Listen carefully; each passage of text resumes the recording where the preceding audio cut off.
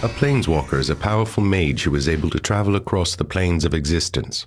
Only 1 in a million beings is born with the spark, the essence that allows one to become a planeswalker. You'll become a planeswalker when your training is complete.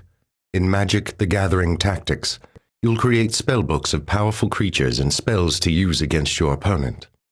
Click a green square, and your figure will move there.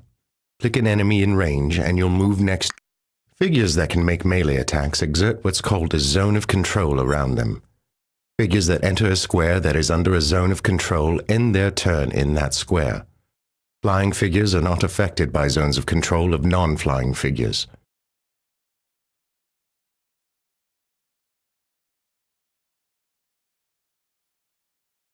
Move the cursor around the enemy's target square to choose which square to attack from. Move the cursor over your opponent's planeswalker and click to attack it.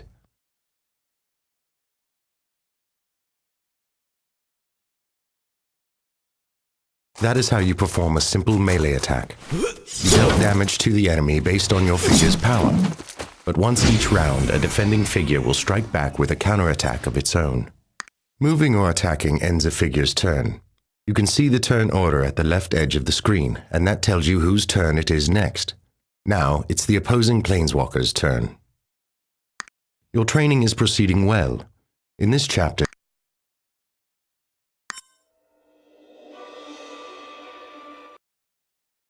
to become a planeswalker, you must learn to control the magic forces of the multiverse. Let's talk about how your planeswalker can. Mana is the energy that powers all magic. The mana wheel displays how much mana you have in each of the 5 colors. You generate 1 mana at the start of your planeswalker's turn. This is based on the colors in your spellbook. You cast spells from your casting bar. A new spell is added to your bar at the start of your planeswalker's turn. Let's summon Rhea. Click on Rhea Dawnbringer to cast her. You can spend any color of mana to pay for a colorless mana cost. When you cast a spell with a colorless mana cost, an icon appears over that spell in your spellbook. You can summon a creature to any open square that is adjacent to your planeswalker. Summoning allies is vital to the success of your planeswalker. In this chapter, you've learned how to summon creatures.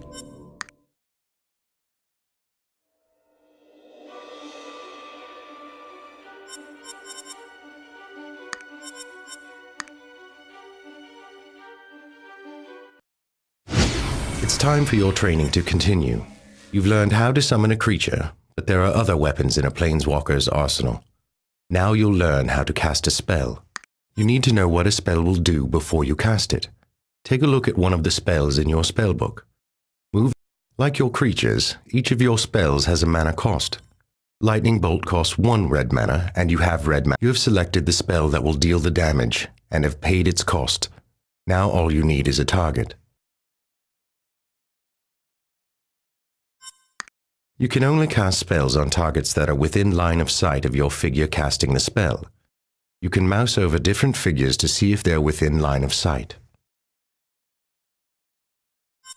You can also hit escape to cancel a spell at any time. Click on your opponent's planeswalker to hit him with a lightning bolt. You've dealt 30 damage to your opponent. Whenever a figure's health reaches 0, that figure is destroyed. Spells are powerful weapons in the hands of a planeswalker.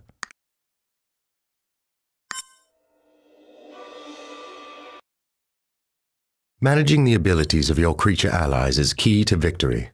Creatures can move, attack, and in some cases make ranged attacks. Your Elvish Archer is a creature that has a ranged attack. A ranged attack is possible only if the attacker has a clear line of sight to its target. Click on the opponent's planeswalker to shoot it with a ranged attack.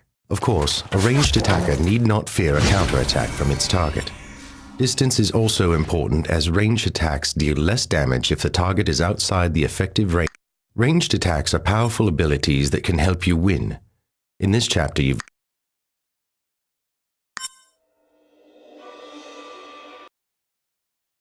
each time one of your figures has a turn, the command bar appears. I'll show you how the command bar works and how to activate the abilities of your planeswalkers and creatures. The command bar displays the abilities that are available to a figure during its turn. Clicking on an ability in the command bar with a turn icon ends that figure's turn. Pass is an ability that ends a figure's turn. Defend is an ability that grants your figure plus 30 health, but prevents it from counterattacking for the rest of its round. Creatures that have just been summoned automatically begin to defend. Some creatures have other abilities in the command bar that you can use during their turns. It is now your prodigal pyromancer's turn. Move the cursor over the pyromancer's ability to see more information. The pyromancer's ability costs 1 red mana to use, and this is a cost you can pay. Once the pyromancer's ability is activated, it's like a ranged attack. Now you need to select a target. Mastering the command bar allows you to use all the abilities of every figure in your spellbook. In this chapter you've learned how the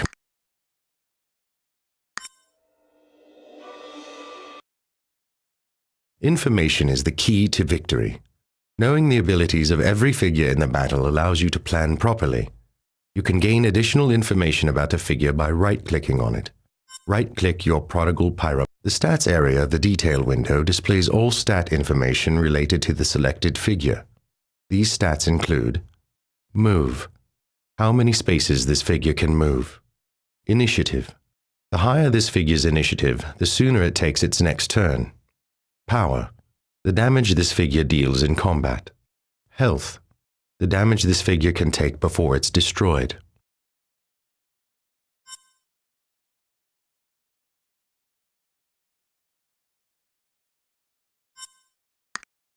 Range, the effective distance of this figure's ranged attack, if any. Note that a figure's power and health are often referred to by 2 numbers separated by a slash. In the lower left of the detail window are icons you can mouse over to display information about this figure's abilities, if any. In the lower right of the detail window are icons you can mouse over to display information about lasting effects like enchantments or other ongoing conditions affecting this figure. Information about the figures in the battle, both yours and your opponent's, will help you win. In this chapter,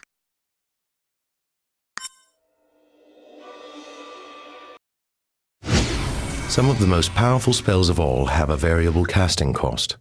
These spells include X in their casting costs. Let me show you how to cast one of these spells. Fireball is a spell with X in its casting cost. You can decide how powerful you want it to be. Click on Fireball to cast it. As before with a colorless casting cost, an icon appears on top of your spell. You can spend it. Your Fireball is powered with mana and ready to deal damage. Now, select the target area for your fire. Now you know how to cast the most powerful spells in all of Magic. In this chapter you've learned casting spells is not all there is to being a planeswalker. You must also construct your own spellbook. This is the spellbook editor, where you create your spellbooks before battle. To put a creature into your spellbook, you can have up to 4 copies of a spell in a spellbook. Also, spellbooks must have at least 40 spells in them for that spellbook. You can remove spells from a spellbook by double-clicking on them at the bottom of the screen. Remember to save your spellbook after any changes to it. Now that you've mastered the casting of spells and the creation of your own spellbook, I think that your Planeswalker's spark is truly ignited.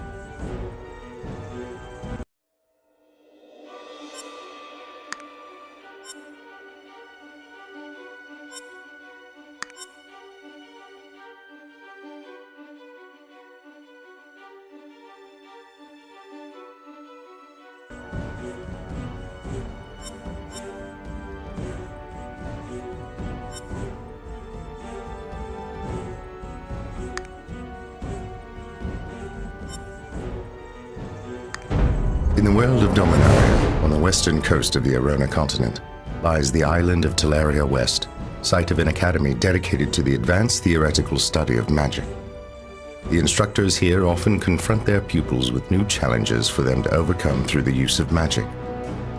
You are a wizard at the academy, where you are a master of magic, but know nothing of planeswalkers or the multiverse. Ignorant of the destiny before you, right now you want nothing more than to overcome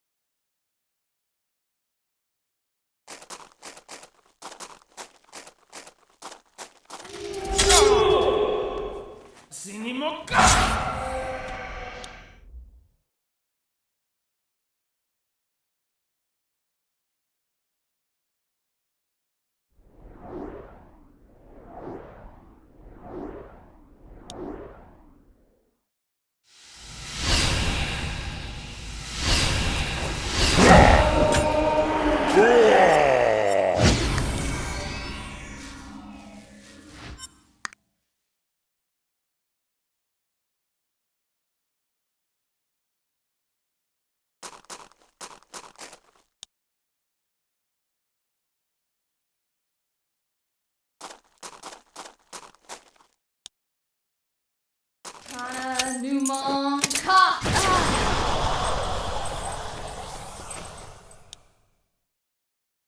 Kana Numon Ka!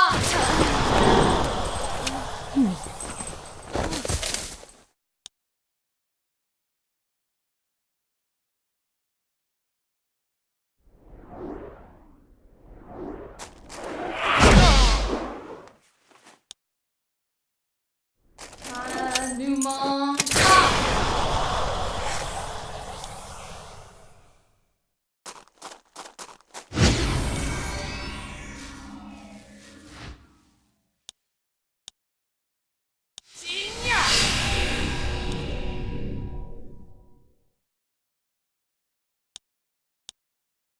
From a chaos if I see it.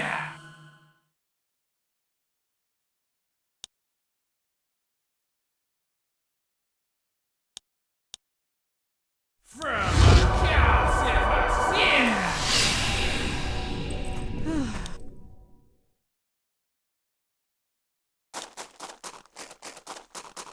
Sinimo.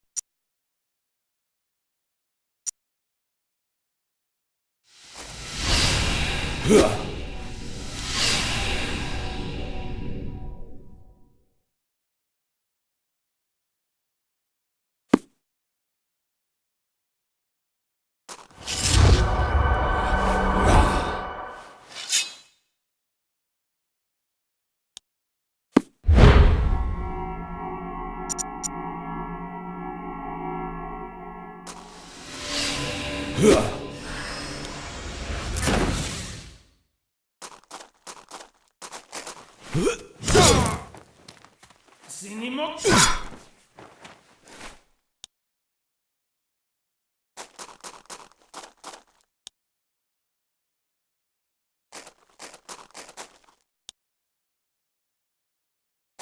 Kana Numon Ka!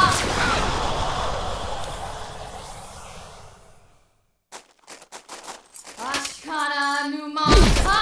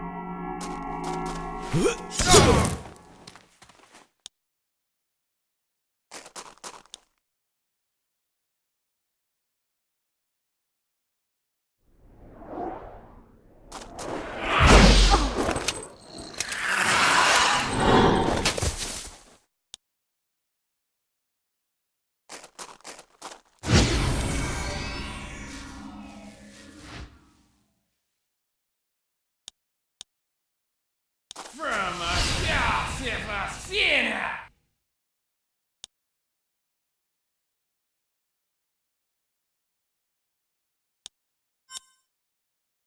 From a chaos if I see it.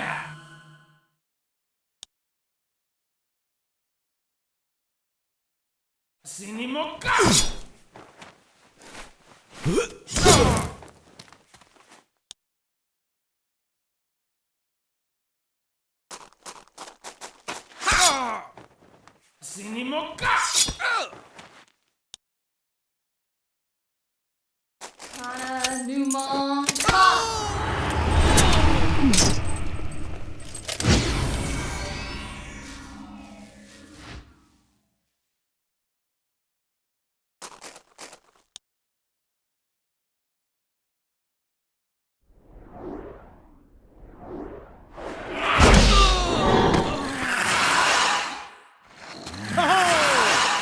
You have risen to the challenge of your instructors.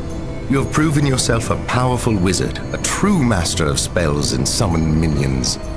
Pleased with your performance, you leave the training grounds and return to your studies and friends. Two of your closest friends, Lexa and Targan, are fellow wizards and researchers at the Academy. The three of you have shared numerous adventures during your time together, but nothing can prepare you for the adventure yet to come.